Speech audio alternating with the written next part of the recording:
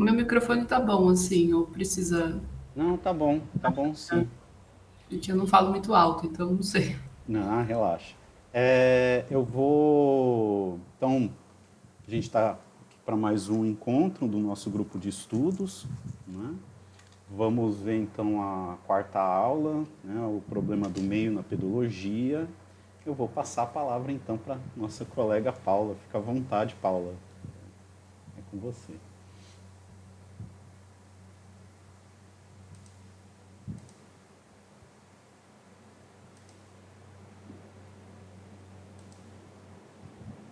Eu acho que tá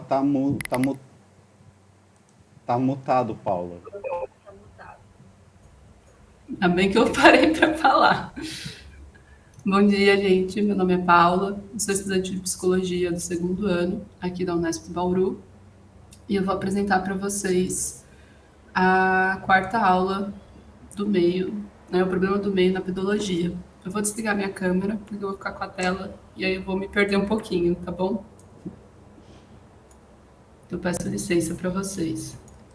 Sem problema, fica à vontade. Tá, sobre o estudo do meio, em relação ao desenvolvimento, Vygotsky observa que há o mesmo problema do estudo da hereditariedade que a gente viu na terceira aula, que é que o, o objeto da pedologia ela não deve estudar o meio em si mesmo, suas leis e sua estruturação, mas a sua relação com o desenvolvimento da criança. Então, como que a gente deve estudar o meio?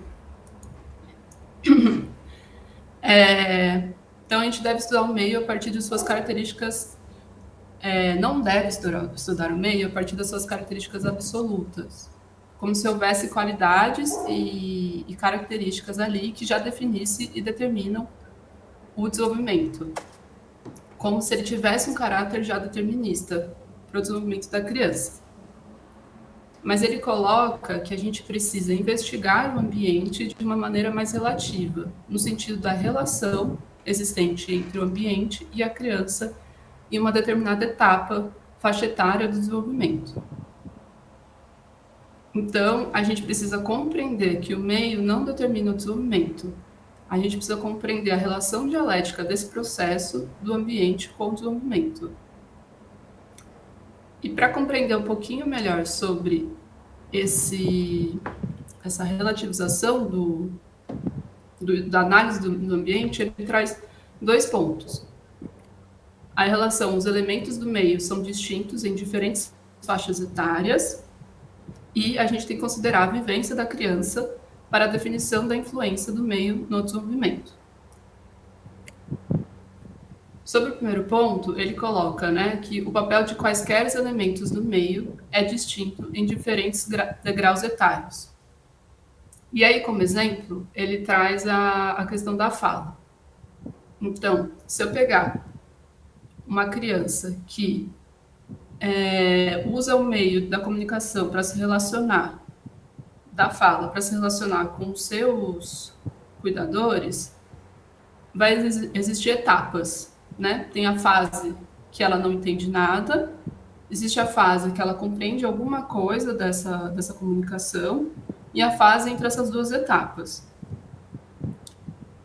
Então, nesse contexto, o ambiente da criança não muda, mas ao longo do avanço da sua faixa etária, do seu desenvolvimento, a comunicação ganha um significado diferente conforme ela vai compreendendo e dando mais sentido à fala ali com a relação com seus cuidadores.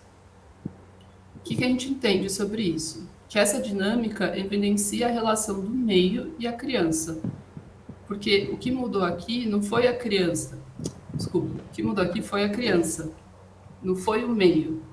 O meio, ele continuou o mesmo, mostrando que o papel do meio só pode ser apontado quando a gente considera a criança. O ambiente não está independente dela.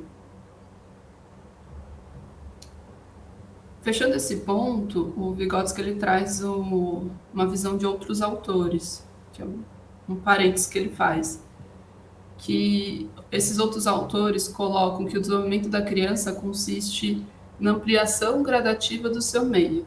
Então, o que seria? O primeiro meio, o primeiro ambiente ali que a criança tem contato é o útero da mãe. Posteriormente, quando ela é um recém-nascido, o seu próprio ambiente é o seu corpo, aquilo que se relaciona direto com ele. Conforme a criança engatinha, anda, ela amplia esse mundo dela e esse mundo vai se modificar, né, na educação. E aí, o que eles falam sobre isso? Né? Eles falam que cada idade tem o seu próprio meio que se modifica na passagem de uma idade para outra. Então, esses autores eles estão considerando só a modificação do meio. E aí o Vygotsky aponta o caráter incompleto dessa ideia, que não é certo considerar apenas a alteração do meio, pois em ambientes pouco alterados, o próprio fato do desenvolvimento da criança faz com que mude os significados e o papel daquele meio. Isso demonstra que o mesmo evento tem consequências diferentes no desenvolvimento da criança a depender da sua idade. O segundo ponto que ele traz em relação a estudar o meio a partir da sua relativização é considerar a vivência da criança, para a definição da influência do meio no desenvolvimento da personalidade consciente.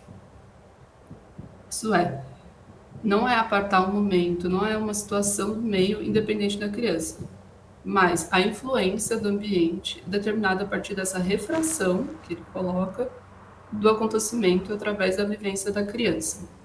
Eu vou falar um pouquinho mais sobre a vivência ali na frente, mas antes disso eu vou trazer um exemplo sobre essa vivência, né?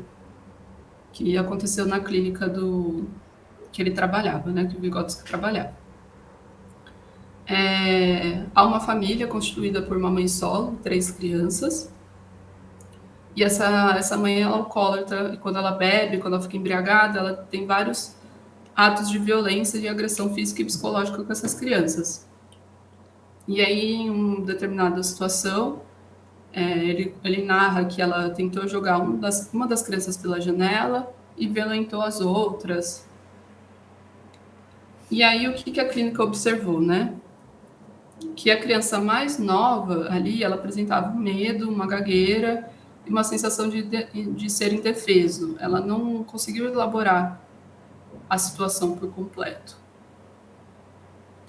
A criança do meio, ela já aparece um sofrimento mais nítido nela, e principalmente devido a um conflito interno em relação à imagem da mãe, que ali a mãe tem a dicotomia, né, de ser afetivo, amor, e ao mesmo tempo se ser violento, que representa perigo.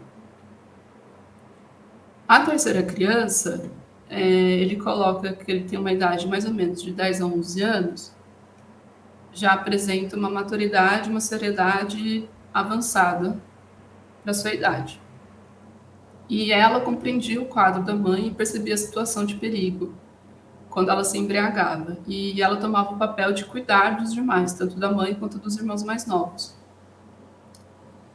E aqui, essa narrativa mostra a relação de cada uma delas com o meio, é diferente.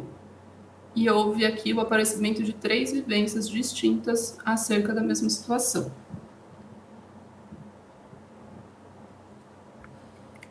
Aí eu trouxe um trecho dele, né? Que ele fala, né? O mesmo acontecimento que atinge diferentes pessoas que se encontram em etapas etárias distintas tem uma influência distinta sobre o desenvolvimento de cada uma delas. Então, aí ele coloca uma pergunta para os pedólogos, né? Compreendemos que não devemos considerar o meio independente da criança e que há essa relação entre o ambiente e o desenvolvimento. E aí ele coloca que a gente deve encontrar qual é a relação existente entre o meio e a criança. Qual é a vivência da criança, né? Como ela atribui significados, como é que ela toma consciência de um determinado acontecimento. E aí ele usa essa imagem do prisma, que eu gostei muito, né? Ele fala, devemos encontrar o prisma que refrata a influência do meio sobre a criança. E que esse prisma, né, seria a vivência da criança, que define o papel e a influência do meio no desenvolvimento.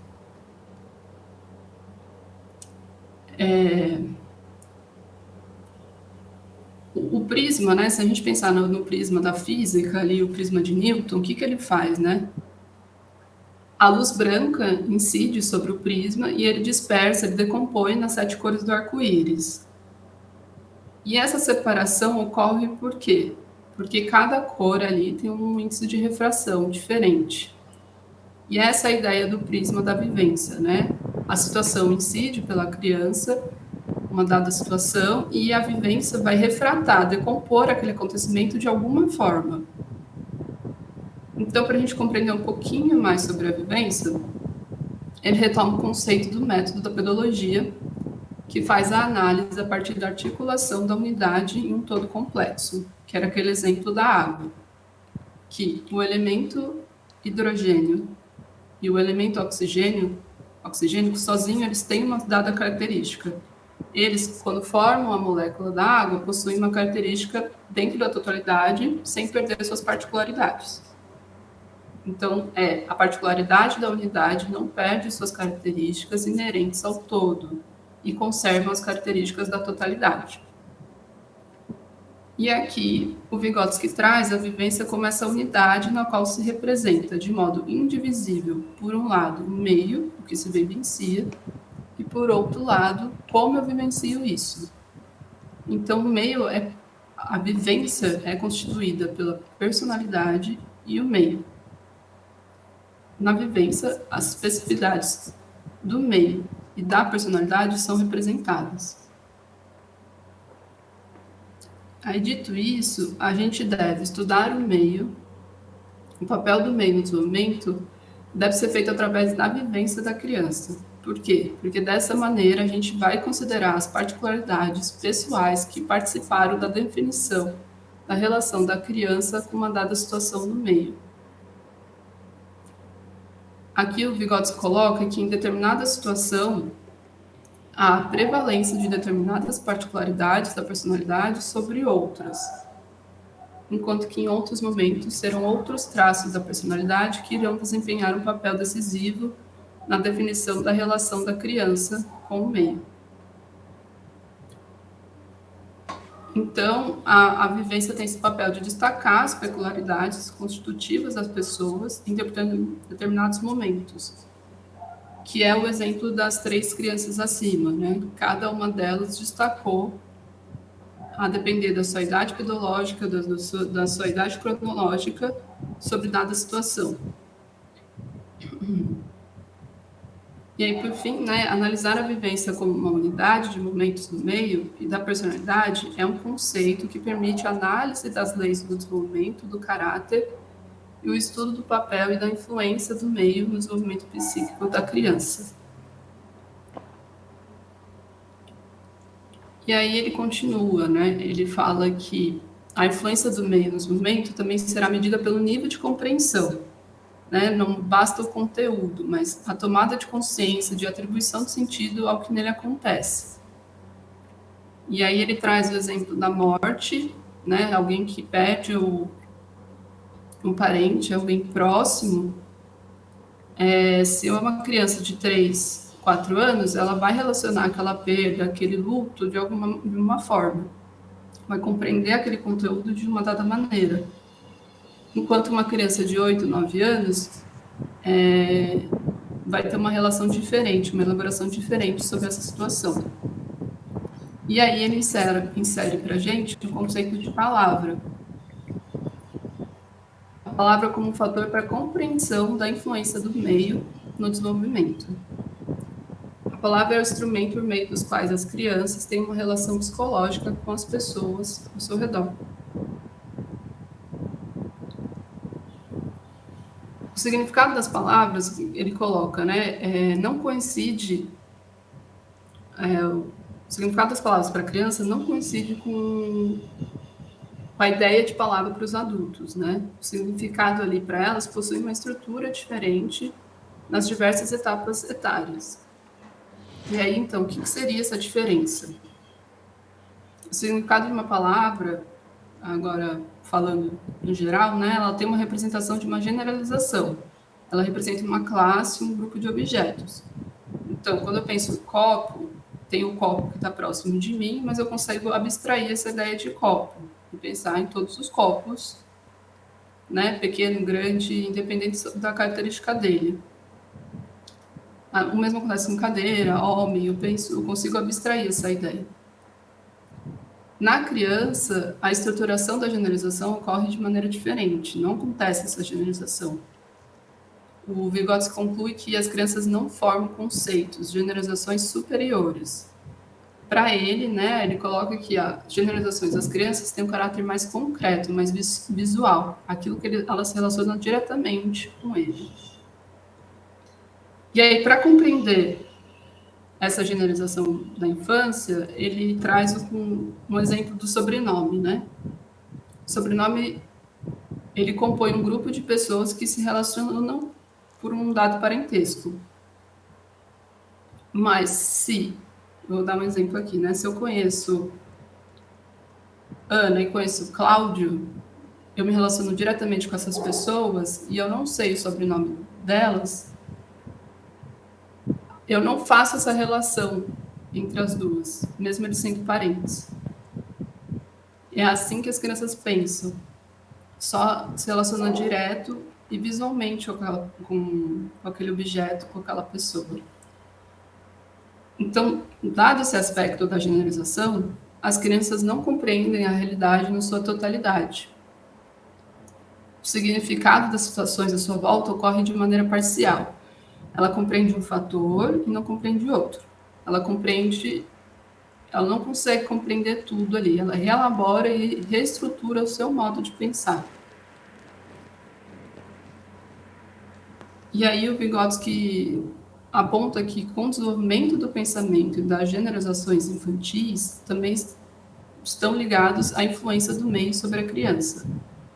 Então, ao longo do desenvolvimento, com o desenvolvimento do pensamento, com o desenvolvimento das generalizações, com as novas atribuições ao significado das palavras, serão definidos uma nova relação entre o meio e a criança. Então, em diferentes etapas etárias do desenvolvimento, ela vai atribuir sentidos de forma diferente à realidade e ao seu ambiente. E isso aponta para o caráter do ambiente que ele não deve ser estudado como imutável e externo em relação ao desenvolvimento, mas sim ele é dinâmico e mutável. O ambiente, em certa medida, influencia, direciona o desenvolvimento, mas tanto a criança quanto o seu desenvolvimento mudam, se transformam. Mudando, muda também a sua relação com o meio. O meio irá iniciar uma nova influência sobre a criança, dando esse caráter dinâmico e relativo do meio. Então, o que o Vygotsky está colocando, né? Que a relação entre o ambiente e a criança depende de vários fatores. Depende da idade cronológica, a idade pedagógica, a necessidade da criança, a vivência. E aí ele coloca uma pergunta. Então, qual que é o principal papel do meio em relação ao desenvolvimento da criança? Antes de responder, ele aponta que não é possível determinar a influência do meio sobre o desenvolvimento de forma homogênea. Mas ele atua, né, o ambiente atua de diferentes formas nas funções superiores e elementares. Então, a gente precisa analisar ele sob diferentes aspectos para definir o papel do meio em relação ao desenvolvimento da criança. Então, considerando uma função a qual tem relação com o papel do meio, ele coloca que o papel do ambiente é o resultado final que deve ser obtido no desenvolvimento da criança, a sua fonte está no meio desde o início. E aí, o que seria isso, né? Pegando o exemplo da fala novamente.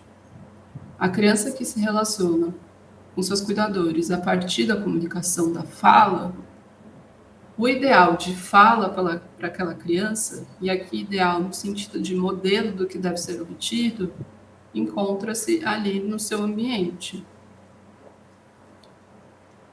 Então, ela deve alcançar, né? Seria esse o sentido, né? A potência de alcançar aquele modelo de fala que ela está se relacionando. Então, o ambiente desempenha o papel de fonte do desenvolvimento para formas de atividades e das características superiores, especificamente humanas. E aí ele observa, né? Se no ambiente não existe a forma ideal, se não há a relação da criança com essa forma final, então a forma correspondente não irá se desenvolver ao longo do desenvolvimento infantil. E aqui também usando o exemplo da comunicação através da fala. Se uma criança ela nasce entre cuidadores que são surdos, aquela criança ela vai se desenvolver, o máximo que ela vai desenvolver, o Vygotsky coloca, é o balbuciar. E não a fala como modelo, né? E aí ele também traz outro exemplo em relação a crianças que são educadas apenas com os pais e aquelas crianças que são educadas em creches, né? Qual é a fonte ali de cada ambiente. E aí ele fala que na creche as crianças tendem a apresentar uma fala mais tardia. Isso por quê? Porque na creche, devido à divisão de atenção ali, diferente do que acontece em casa, quando a criança é educada pelos pais, não há uma fala direcionada, exclusiva, né? Não há um auxílio direcionado ali, se a criança erra, se a criança tem dúvida. Essa dificuldade é maior dentro da creche, por isso seria a fala mais tardia. Mas, por outro lado, essas crianças que são educadas em creches, elas apresentam outras características, né? Elas são mais autônomas, elas são mais disciplinadas, elas colaboram mais, elas aprendem a dividir. E é aqui que ele está apontando esse caráter de fonte do ambiente.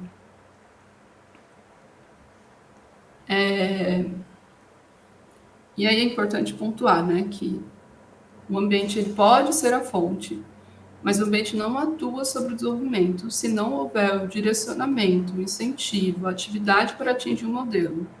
Porque, como foi falado anteriormente, o meio não é determinista. Ele é preciso ter essa relação. E aí, compreender o meio como fonte do desenvolvimento significa entender que o ser humano é um ser social. Então, sem as relações entre os indivíduos, não há capacidade de desenvolver as características que são resultados de toda a humanidade. Isto é, o seu caráter sócio-histórico-cultural acumulado ao longo da história da humanidade. E aí, para exemplificar isso, eu trouxe, eu não sei se todo mundo conhece, um documentário A Maçã, dirigido pela iraniana Samira. É um documentário baseado em fatos reais, nessas irmãs. As irmãs, elas interpretam o próprio papel delas, que elas são irmãs gêmeas e elas ficaram aprisionadas durante 12 anos por contextos histórico-familiar delas. O pai delas não deixava elas saírem na rua. Aí, por uma intervenção do Estado, elas começaram a interagir, a relacionar com a vizinhança, com o bairro, com a feira, com outras crianças. E o que esse filme mostra, né? Ele mostra que, por exemplo, a fala delas não foram desenvolvida, o andar delas também é um andar diferente, a forma como elas comem, como elas seguram a colher, demonstrando que se não houver direcionamento do meio, a gente não desenvolve essa potência acumulada da história da humanidade, né? O nosso andar, nosso comer, nosso falar é dado socialmente, né? E eu acho bem interessante esse filme mostra bastante isso, tem no YouTube, para quem quiser. E aí, já finalizando, né? Para concluir, a gente viu que o ambiente ele tem uma relação com o desenvolvimento, ele não é determinista, ele é também mutável, dinâmico, e ele pode ser fonte do desenvolvimento. O Vygotsky coloca a vivência como a unidade de análise entre as particularidades da personalidade e as particularidades do meio, e a vivência é a forma como a criança elabora internamente sua relação com determinada situação.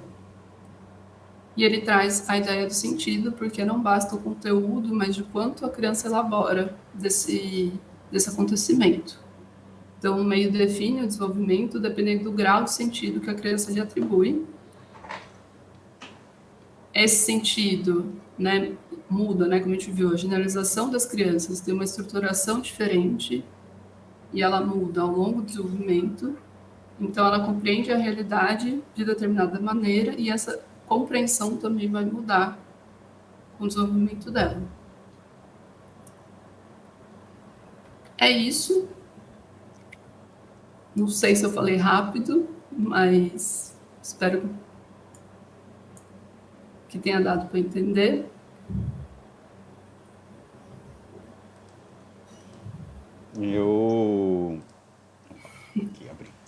Eu queria agradecer, nossa, a sua apresentação foi muito boa, muito clara, de verdade. Eu gostei bastante, eu fiquei curioso, eu vou querer assistir esse filme depois, A Maçã. Muito bom. Ele é muito bom. Parece ser interessante mesmo. Eu vou passar então, quem tiver perguntas, comentários, né? Tá aberto.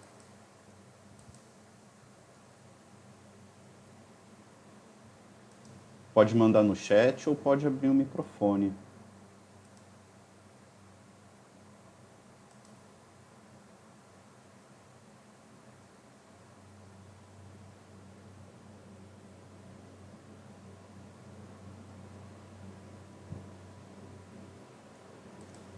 Ninguém quer falar? Tá todo mundo tímido hoje? Será que é porque eu falei demais antes?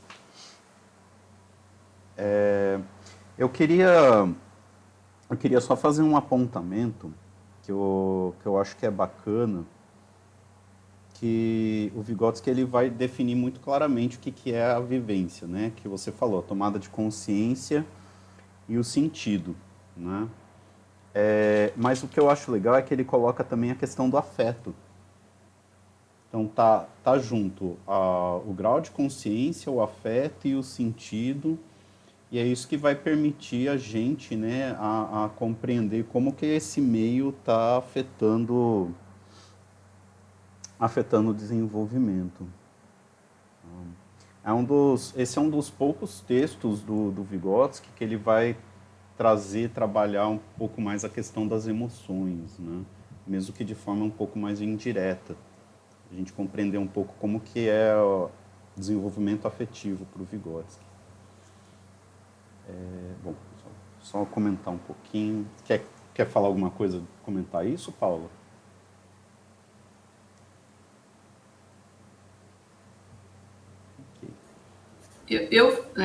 Conforme, né, estudei, é isso, né, essa relação afetiva e emocional, mas ainda tenho dúvidas como é que forma a personalidade, né? De falar da vivência como essa unidade indivisível e as particularidades do meio e da personalidade. Aí eu estudei mais as particularidades do meio. E aí eu fiquei me perguntando, né, como é que essa personalidade é formada, né, essa tomada de sentido, como é que ela elabora isso através da personalidade. Então, esse é um problema do Vygotsky. Porque personalidade ele usa de várias formas. Nesse texto, ele até fala o que é personalidade, mas está quase escondido no texto. Que ele fala de uma maneira assim tão indireta. Está aqui. Página 84. Se tomarmos todas as qualidades específicas da personalidade da pessoa, e aí ele coloca, que se constituíram num período de desenvolvimento histórico do ser humano. Então, se a gente não presta muita atenção e não conhece outros textos dele, né, isso passa meio batido, mas o que é a personalidade para ele? É o acúmulo do desenvolvimento histórico. Então, assim, todo o resultado, né, da história de desenvolvimento, todas as funções que eu desenvolvi, as relações entre essas funções, os sentidos que eu dei, é a personalidade. Ou seja, a personalidade é o sistema psicológico. Né? E aí, aqui entram as vivências anteriores. Elas passam a fazer parte da personalidade. Né? Quando ele coloca aqui as vivências passadas, né? Também, onde que está isso? Eu tinha anotado em algum lugar. Fechou o livro aqui e eu perdi. Mas tem um trecho, depois eu posso até procurar, mas que ele coloca, né, que as vivências passadas, elas estão presentes naquela vivência. Onde que elas estão presentes? Né? Na personalidade, né? Nos sentidos que a pessoa deu, né? E também nas mudanças que teve nas relações entre as funções psicológicas. Mas, então, personalidade para ele é isso. Não tem, tanto que ele não trabalha com a ideia, ele critica em outros textos essa ideia de trabalhar com tipos de personalidade. Wagner, então, teria uma aproximação com o Freud, quando ele fala dessas significações que foram dadas no passado, ou ele está se referindo aos ancestrais? Como é que é isso? Não, ele não está se referindo. Eu acho que, inclusive, é o anti-Freud. Né? Porque, assim, o Freud ele vai dizer, olha, são as questões inconscientes que determinam a estrutura da personalidade inconsciente, que tem uma configuração que ela é formada na infância e ela se mantém. Então, lá no complexo de Édipo, a pessoa vai se tornar neurótica, psicótica, né? E assim por diante, que é a configuração de como que ela trabalha a libido. Nada disso. Tá? Aqui, o significado é assim, o sentido que a criança dá mesmo. Então, às vezes, ela tem pouca consciência, por isso que ele fala de tomada de consciência, né? Daquele texto lá do Formação de Conceitos, capítulo 6, Construção do Pensamento e Linguagem. Às vezes a criança faz coisas sem saber direito por que ela faz as coisas. Ela está imitando mais do que fazendo intencionalmente, né? A criança pequena. Uma coisa intuitiva, por assim dizer, né? E é um sentido intuitivo. É que nem, por exemplo, a gente não para muito para pensar no significado de algumas palavras que a gente usa muito no cotidiano, tipo irmão, família, né? Mas é esse sentido que é imbuído dos afetos, né, e das minhas experiências é o que vai constituir o sentido da palavra. Foi o que a Paula trouxe, né, quando ela traz da questão do sentido na vivência. Então é o sentido consciente. Não tem nada de ancestral, né? Por favor, não. Não, qual que é o nome daquilo? Constelação familiar, por favor. Aquilo. Não. Só não. Não sei, respondi? Respondi. Sim, sim. Tá Poliana, ótimo. quer falar?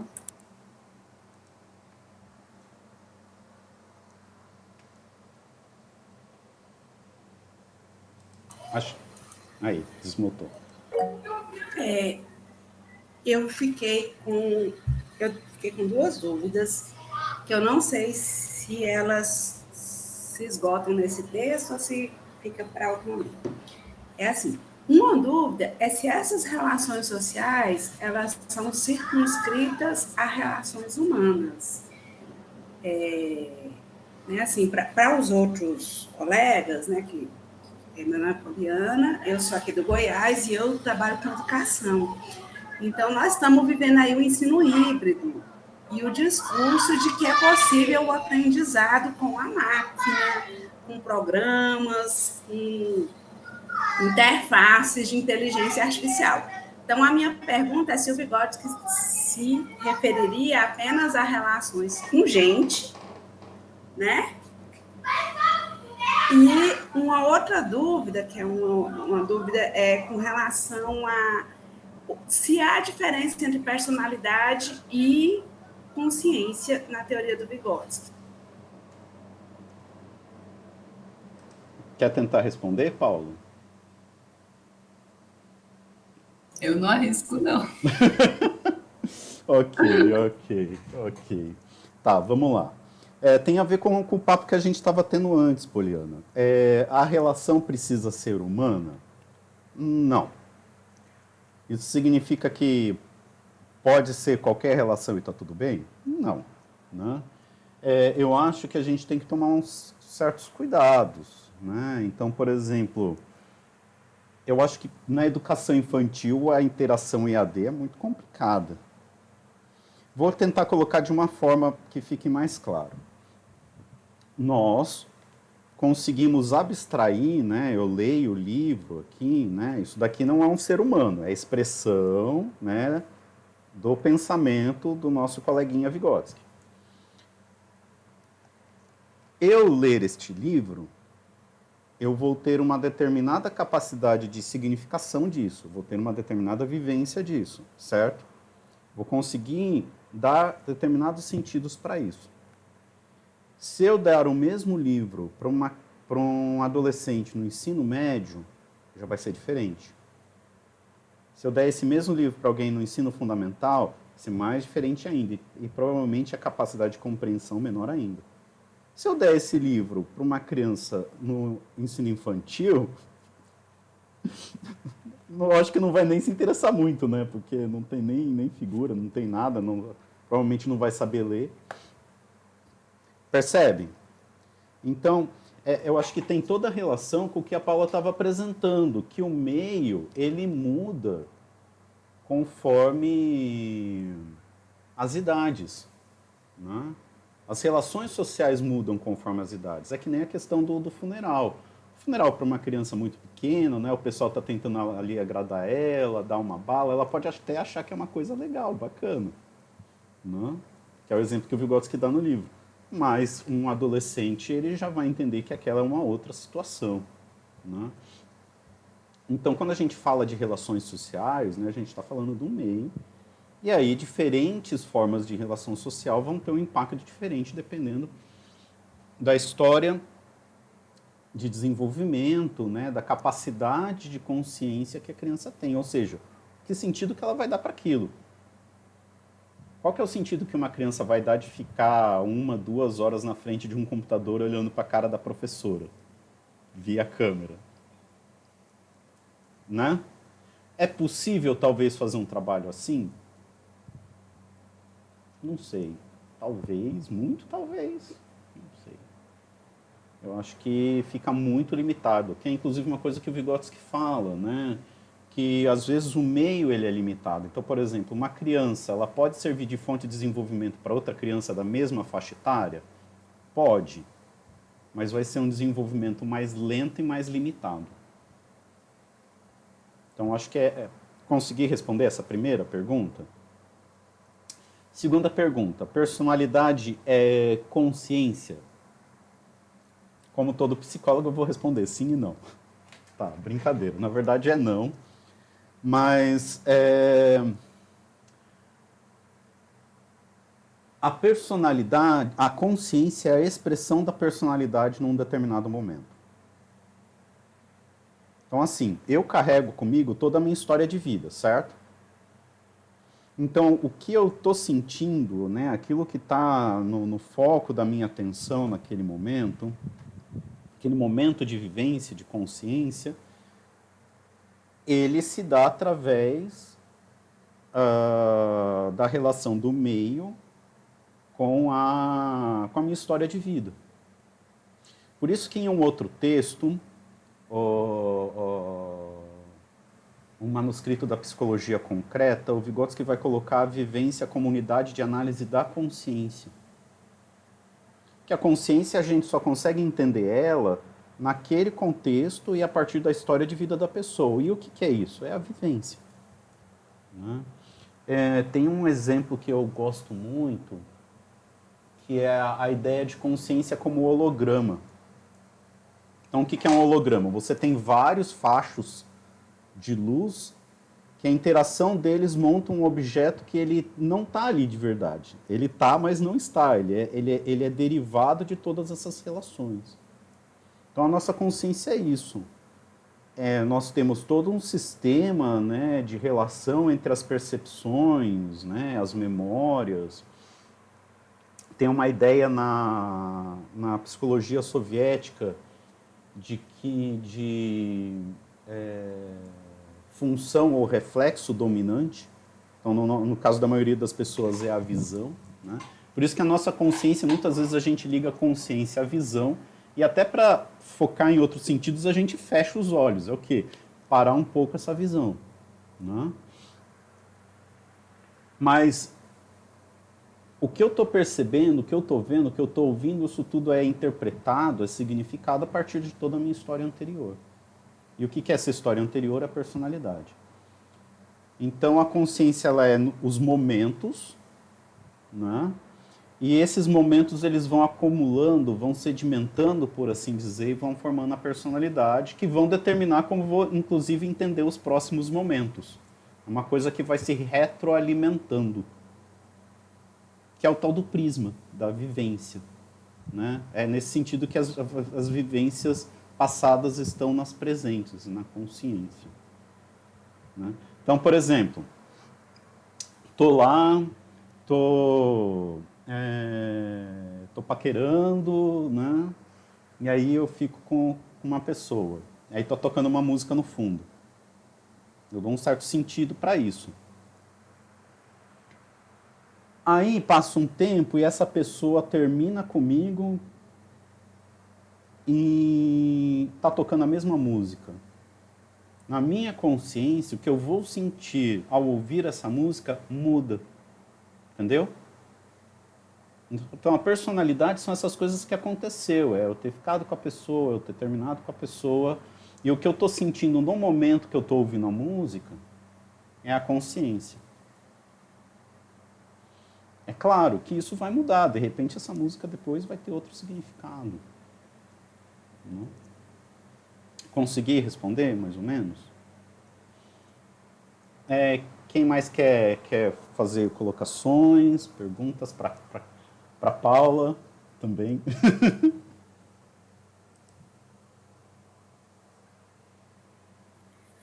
Oi, gente, bom dia. Prof, enquanto o senhor estava falando, principalmente em relação ao luto e das crianças, eu lembrei, tipo assim, que né, eu sou filha única, né? E só que assim, eu morava em São Paulo, né? Quando eu era menorzinha, tipo, até meus 6 anos eu morei em São Paulo. E daí, lá eu tinha uma babá. Tainara, só para lembrar, a gente tá gravando, tá? Tá. Depois eu vou fazer a parte sem a gente gravar, só para te avisar. Tá, não, mas isso aí não tem problema. E daí, o que aconteceu? A mãe dela veio a falecer de câncer. E a gente tinha, assim, a mãe da minha amiga, no caso, perdão. E daí, ela lidou de uma forma diferente com o luto porque ela tinha 7 anos de idade, né? Ela tinha uma atenção especial a ela por conta disso, né? Ela não entendia completamente. E eu só lembro flashes, porque como a gente tinha 3 anos de diferença, então na época eu tinha 4 anos de idade. E já, tipo, na vida adulta dela, ela veio a perder o pai dela. Então, a forma como ela lidou antes, que ela não tinha uma compreensão, mudou, até porque foram situações diferentes. E, tipo assim, é muito complicado a gente tratar de luto, porque cada pessoa age de uma maneira diferente, né, também. Em relação às crianças, é que nem o professor né, estava falando, né, em relação às idades, né? E, assim, uma criança de 5 anos de idade, obviamente, ela vai se interessar por livros coloridos, com muita imagem. Mas se você, por exemplo, tacar uma Machado de Assis com uma criança de 5 anos, ela vai ter uma compreensão daquilo? Não.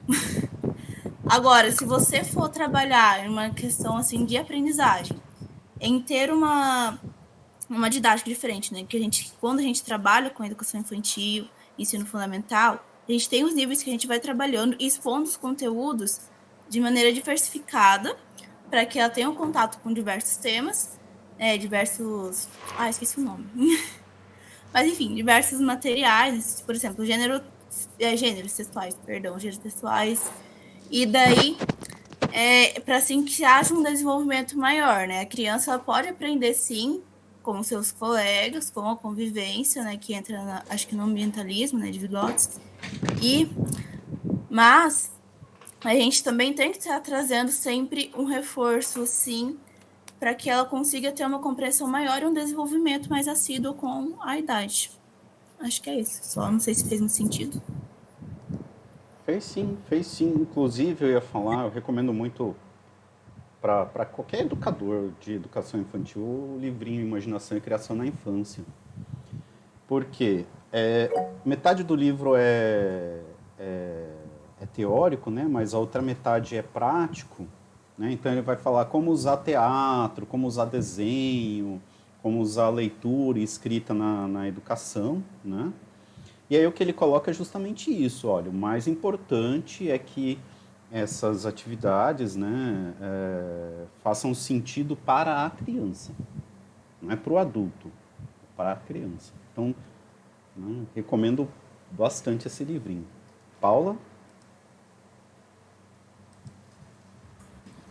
Não, eu ia perguntar se, pensando nisso que a Tainara trouxe, né, se, e do texto, né, essa atribuição, não basta o conteúdo, mas a atribuição de sentido, se cabe, né, nesse sentido, a intervenção, né, de ajudar a elaborar aquilo, de mudar o sentido daquilo para ela, tanto no ambiente escolar, como talvez numa clínica, se faz sentido essa intervenção.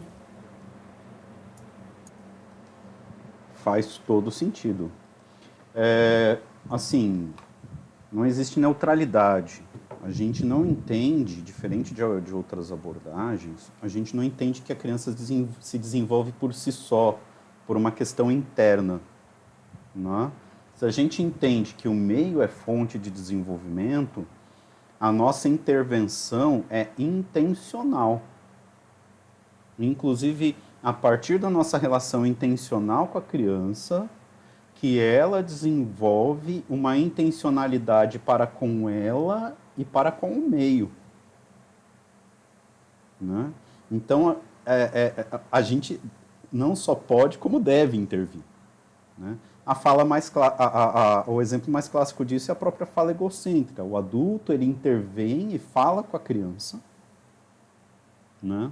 A criança imita o adulto falando com ela mesma, e isso vira o nosso pensamento, que é uma das formas principais que a gente tem de controle do próprio comportamento. Né? Então, sim, faz todo sentido.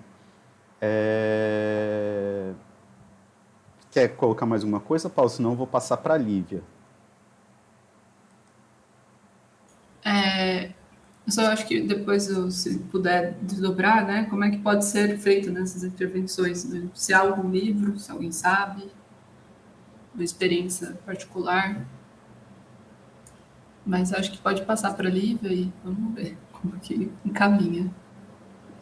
Tá, vou passar para a Lívia, então qualquer coisa eu respondo, tento trazer alguma coisa depois.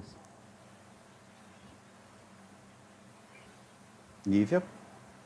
Oi, gente, bom dia. Vocês estão me ouvindo bem? Estamos sim. Estão me ouvindo? Sim, sim. Sim, sim. Então, primeiramente, agradecer a oportunidade de estar no grupo, né? Eu tenho assistido, é a minha primeira participação ao vivo, mas eu tentei aí, ao longo dessas 2 semanas, assistir as reuniões gravadas, né? E hoje aí a Paula, de parabéns pela apresentação, muito didática mesmo. Obrigada. Eu sou aqui do Pará, eu estudo na Universidade Federal do Pará, aqui no norte, bem longe de vocês. Aqui tá calor, muito calor, aqui faz muito calor, né? E aí hoje não é diferente. Embora nós estejamos vivendo aqui o inverno, né, da Amazônia, mas é tudo igual, sabe? É só uma diferença de chove mais, chove menos. É sempre calor. E aí eu sou professora, inclusive da educação básica, né, especificamente da educação infantil, mas hoje eu estou afastada porque eu estou cursando doutorado, e a ideia do doutorado é estudar o coordenador pedagógico, como que ele organiza o meio social educativo nas escolas de educação infantil. Aí por isso que me chama muita atenção, né? Participar do grupo e fazer essas leituras. E aí, eu, ouvindo aí as meninas, lembrei que eu quero fazer só alguns comentários, tá? Não é nenhuma. Tem uma pergunta só, mas é mais para a gente refletir. E aí, lá no Psicologia Pedagógica, o Vygotsky ele fala de processo educativo. E aí ele fala que o papel do professor é ser o organizador do meio social educativo. Então, acho que meio que responde um pouco essa ideia da intervenção, né? De ter uma intencionalidade, realmente o professor ele passa a ser pensado como o organizador deste meio, né? Que é social e educativo, então toma um outro sentido. É isso que eu tenho trazido para a minha pesquisa com o papel do coordenador, porque às vezes a gente foca, né, principalmente as pesquisas de educação, focam ali a pesquisa e centralizam o professor como grande responsável por tudo, mas antes do professor também tem uma pessoa que organiza, ou que deveria organizar, né, que é o coordenador pedagógico. Então, eu acho que seria nesse sentido, né? Aí, agora são as outras reflexões que vocês falaram, né, sobre a vivência como, acho que foi o Walter que falou, né, sobre a vivência como unidade de análise da consciência. Aí eu fiquei pensando, a vivência seria, então, a unidade de análise da consciência e o significado da palavra seria a unidade de análise da personalidade? Será que a gente pode dizer isso? Vygotsky disse isso? Fiquei refletindo se é isso mesmo ou não, né? E queria também saber de vocês, onde é que o Vygotsky fala mais dessa relação de comunicação e generalização? Porque aí depois ele vai falar, né, do significado da palavra, primeiro a partir dessa relação de comunicação e generalização, né? É isso, gente. Acho que dá para juntar. Acho que dá para juntar as duas coisas. Né? Eu vou comentar primeiro essa questão do coordenador, que eu acho legal. Eu estava até conversando com a Poliana antes. Para mim, um dos instrumentos que eu tento resgatar nas escolas, quando eu vou trabalhar em escolas e não é fácil, é o papel do PPP, do Projeto Político Pedagógico. Né? Eu acho que deveria, de fato, ser um instrumento norteador, fruto do debate da comunidade escolar, né? Então, aqui não só professores, coordenador, mas também pais, o entorno da escola, de definir qual que é o tipo de pessoa que eles querem formar, com qual objetivo, né? Então, ter essa intencionalidade. Né? E aí aqui eu entendo que é somente então que a gente pode entender que a escola pode se tornar um local de uma situação social de desenvolvimento. Né? Para o professor daí poder, a partir dessa situação social de desenvolvimento, atuar nas tais das zonas de desenvolvimento proximal. Né? Então, realmente, de fato, a escola... e é interessante que o professor, o Vygotsky, nesse mesmo psicologia pedagógica, ele não coloca que é o professor que é o promotor de uma nova sociedade, é a escola. É uma diferença importante. Né? Quanto à segunda questão, é que assim, o significado da palavra, né, é a unidade entre pensamento e linguagem. Então, quando a gente fala de atribuição de sentido, a gente está falando de conceitos, a gente está falando de cognição. Né?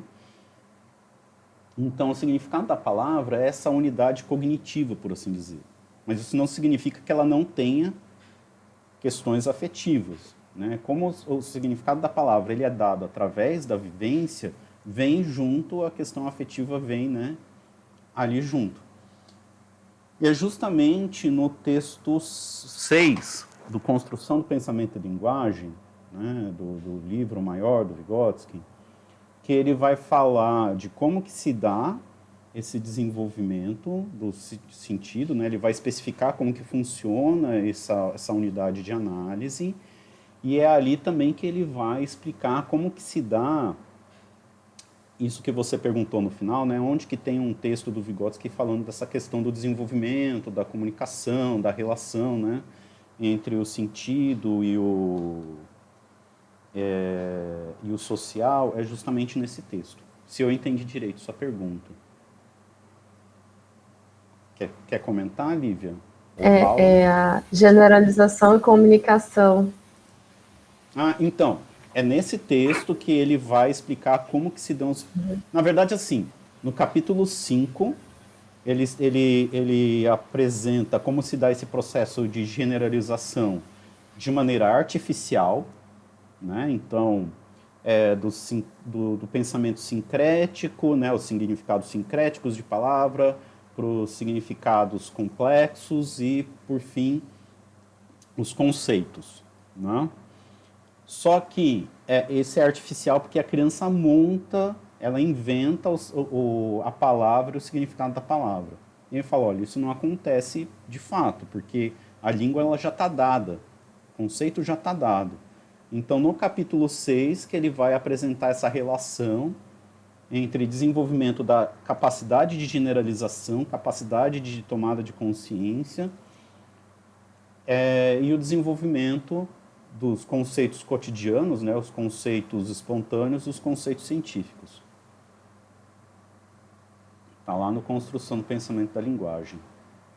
E aí ele faz é bem complexo, que ele vai falar, olha, os conceitos, né, vão se diferenciando os graus de generalização, eles se relacionam entre si, ele fala em latitude e longitude dos conceitos na estrutura. Não é um dos textos mais fáceis do Vygotsky, mas é onde está, acho que é um dos textos principais dele, com certeza. Não um dos mais fáceis, mas é importante, eu acho. Respondi? Respondeu sim. Inclusive, eu já tive contato com esse texto, mas, como você disse, ele realmente é bem complexo, né? Aí tem a questão da fala interior, fala exterior também, né? Que vai desenvolver sentido, significado, enfim. Vou ler novamente. Obrigada. É um texto difícil do senhor Vygotsky, né? Mas eu acho que assim, tenta ler o 5 e o 6 e é isso. Inclusive, não sei, a gente tem que ver qual que vai ser os próximos textos que a gente vai estudar aqui, né? Agora, um texto que eu acho que é legal, para quem quer ver essa questão da generalização, do sentido, é o texto O Problema do Trabalho Criativo do Ator, que aí vai falar dessa questão do sentido, mas na relação afetiva. Acho que é bacana. Quem quer falar? A Fernanda.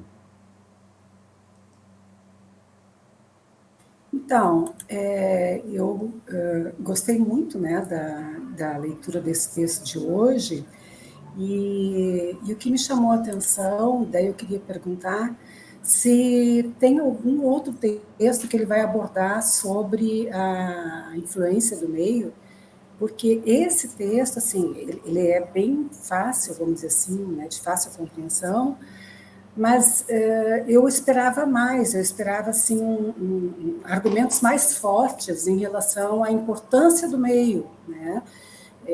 Certamente a gente sabe que ele se baseou em Watson, eu acho, né, para poder formular essa... Não que ele né, seja dessa linha, mas ele pegou, acho que algumas ideias daí, mas eu esperava mais em termos de argumentos, em termos de exemplos, né, de teorização. Então, eu queria saber se existe algum outro livro que vai falar da importância do meio, porque me parece que é uma das coisas mais fortes, né, de Vygotsky, e que ele vai se opor ao Piaget, que ele vai se opor às teorias psicanalíticas, né? Então, eu queria saber se tem algum outro texto, algum outro livro. Paulo, eu estou respondendo aqui, mas se quiser me interrompe, tá? Ok? Bom, vamos lá. Primeiro que eu acho estranho essa relação com o Watson, porque para mim ele é o anti-Watson, assim. Inclusive ele é coitado do Watson, né? É um dos autores que ele é menos gentil nas críticas dele, Bom, na verdade, eu não li o Watson, né? Eu sempre li alguma coisa, algo sobre ele, então apaga. Ah, tá. Assim, porque o Watson, ele vai falar, olha, não importa o interno, né? O que importa é só o externo. Para o Watson, o meio determina o desenvolvimento. Tanto que tem uma frase do Watson que ele se arrepende, ele fala, olha, falei besteira depois. Mas ele fala, olha, me dei um bebê e eu faço dele um advogado, um artista, né, o que você quiser. E aí depois ele fala, não, realmente eu exagerei, não é tudo isso, né, mas para o Watson o meio tem...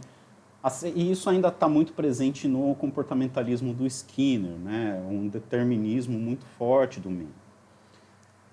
Agora, de fato, esse é um texto introdutório, né? Essa questão do meio, de certa maneira, vai estar muito presente em toda a obra vigotskiana, né? Porque se a gente entende que o indivíduo é uma questão dialética, né? E o homem, aquilo que tem de humano no Homo sapiens vem das relações sociais, ou seja, vem do meio, isso vai estar em toda a obra. Mas tem dois textos que me vêm à mente, que eu acho que vai ser interessante para você se aprofundar nisso, que é o capítulo 4 do Construção do Pensamento e Linguagem. Deixa eu confirmar se é isso mesmo, calma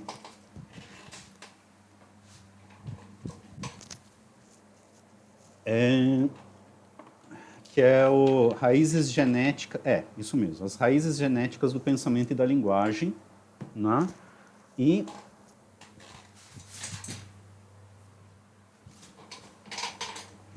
Saiu em português, infelizmente traduzido do inglês, né? O História de Desenvolvimento das Funções Mentais Superiores, né? Eu prefiro chamar de psicológicas, mas enfim. Mas o capítulo 5, né? Que é a Gênese das Funções Mentais Superiores. Né?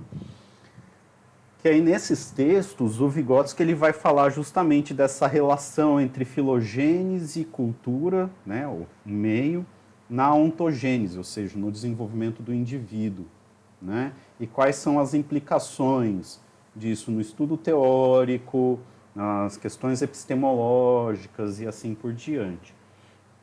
Né?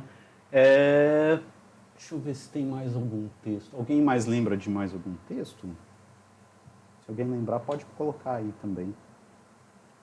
Mas que me vem à cabeça, assim, que ele mais pontua são esses dois, assim, que ele vai falar mais especificamente disso.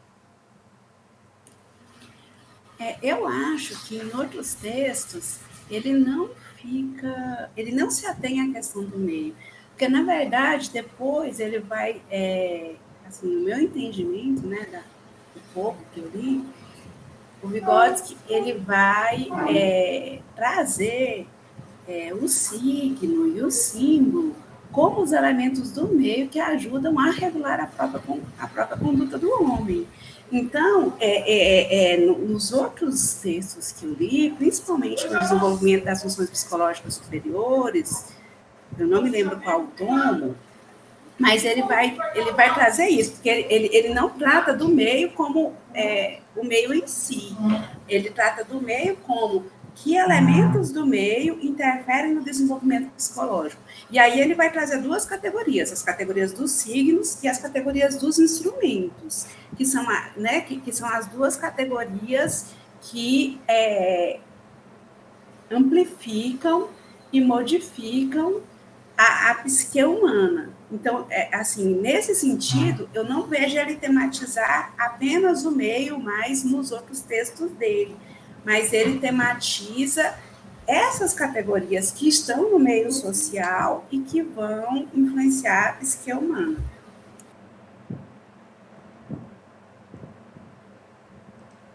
Mais algum comentário? Mais alguma pergunta? Paula, quer comentar alguma coisa? Não, eu só ia comentar do caráter desse livro, que é isso como vocês trouxeram, né? Que esse caráter introdutório mesmo, né?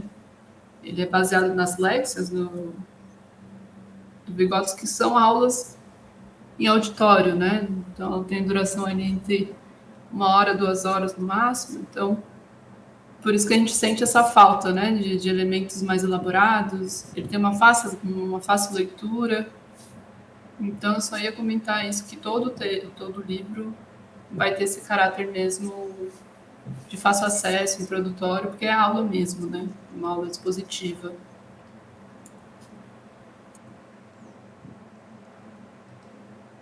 Mais algum comentário? Se alguém quiser fazer um comentário, mas estiver esperando para parar a gravação, se não tiver mais comentários agora, eu paro a gravação e a gente comenta sem exposição daí, né? Que eu sei que algumas pessoas ficam um pouco mais receosas, né? Mais alguém comentar? Eu queria falar rapidamente. Claro. Bom dia, gente. Para quem não me conhece ainda, é a segunda vez que eu estou participando aqui, né, mais ativamente. Eu sou o Renato, aqui do Ceará, e estou cursando psicologia, né? E aí, em algum momento, estava sendo falado sobre a personalidade, né? E eu fiquei pensando sobre isso, que existem... a personalidade, no meu entendimento, é um termo, um conceito, onde existe uma certa imobilidade a personalidade é algo como se fosse imóvel, estagnada e fixa, né? Passa essa impressão. E tem muitos autores que trabalham com a personalidade, né? Só que existem outros conceitos que eu acho que esse que vai avançando o conceito, né? Outros termos, que é de identidade, e o mais atual é a subjetividade, né? Que seria algo que dá a impressão que está sempre em movimento, né? Como o Wagner estava falando, que a consciência surge dessa interação da história de vida com o contexto, né, em que a pessoa está. Então, a história de vida a gente também pode entender que ela está sempre, né, sendo acrescida de novos momentos, né? Ou seja, está sempre se modificando e, consequentemente, modificando a nossa subjetividade, né? Então, é interessante essa da consciência que você falou, até sobre a questão do holograma, né? E que realmente a gente observando o nosso dia a dia, a gente pode notar que, dependendo do momento, dependendo do contexto, a nossa consciência ela vai estar diferente, né, em cada situação. Por exemplo, quando a gente se deita à noite, no escuro, né, e fica ali imóvel, a nossa consciência já tem uma mudança, já tem o sono, né, já tem uma certa lentidão, né, uma letargia. Já se a gente, por exemplo, entra em contato assim, com algumas substâncias, por exemplo, a pimenta, né? Você já dá um gás, assim, uma coisa, né? Então, dependendo do contexto, eu estava vendo que um ex-pai de santo, né, que se chama, do candomblé, e ele estava falando sobre as práticas, né, que eles realizam nessa religião. E aí ele estava falando que existem momentos ali em que o estado de consciência ele é alterado, sabe? Por conta daquela prática que está sendo realizada. Eu já participei, felizmente eu já participei de um terreiro de candomblé, né? E a gente fazia, em algum momento lá, a gente fazia movimentos rotatórios, sabe? Ficava girando. E esse cara, ele até lembra que na nossa infância, isso para muita gente era comum, ficar brincando de girar, de rodopiar, assim. E aí, nesse momento, a consciência, ela se altera. Você fica meio zonzo e tal. Então, naquele contexto, né, a gente tem uma alteração da nossa consciência, né? Mas claro que sempre dependendo da nossa subjetividade, né, disso, que é a história de vida de cada um, né? Cara, você trouxe uns exemplos muito bacanas, gostei bastante. Que assim, primeiro, essa questão da subjetividade, essa é uma polêmica, bem polêmica, né? Eu acho que é muito válido a gente discutir, sim, como é um termo que promove muita confusão, né?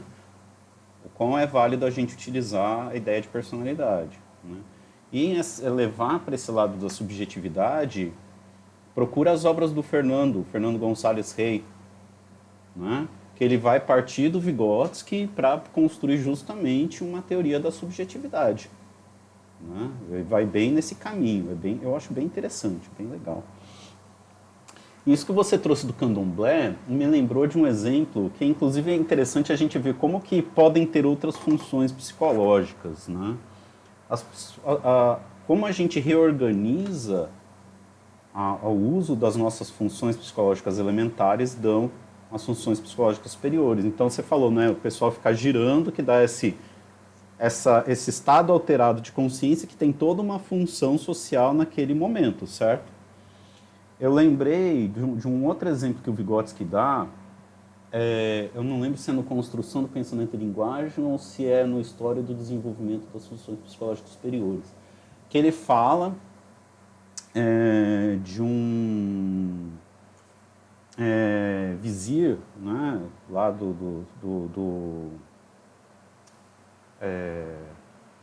da região do Urbequistão, coisa assim, né? Que ele fala que, bom, eu preciso tomar uma decisão, então eu vou sonhar. Então, o que é isso? Enquanto a gente usa do raciocínio lógico, né, para tomada de decisão, para ele não, vão ser os símbolos, né, as imagens do sonho que ele vai usar para essa tomada de decisão. Então veja que a gente usa, todo mundo sonha, mas como nós usamos o sonho é diferente. Então é nesse sentido que as funções psicológicas superiores, eu acho que esse seu exemplo é muito bom para ajudar a gente a compreender o que são as funções psicológicas superiores, né? O que é o social reorganiza nesse sentido. Olha, você vai girar e você vai sentir coisas e isso significa isso, entendeu? Então tem uma estrutura no nosso cérebro, né? A nossa parte aqui do ouvido, né? E como a gente usa isso, é meio que a gente hackeia o cérebro, né? Por assim dizer. O que é escrita? É a mesma coisa. A gente meio que hackeou ali, né? As imagens. Então vou fazer o desenho, vou estilizar o desenho, né? E aí virou a escrita. Isso levou milhares de anos, né? Então eu gostei bastante. Valeu pela contribuição. Alguém mais quer comentar? Quer trazer alguma pergunta? Vou fazer o seguinte, então estou encerrando a gravação, tá? O pessoal que está acompanhando a gente aí no YouTube, valeu, né? Está acompanhando agora não, que eu vou subir o vídeo depois. E quem quiser participar das discussões por fora aqui, vem participar do grupo daí, ok? Até mais.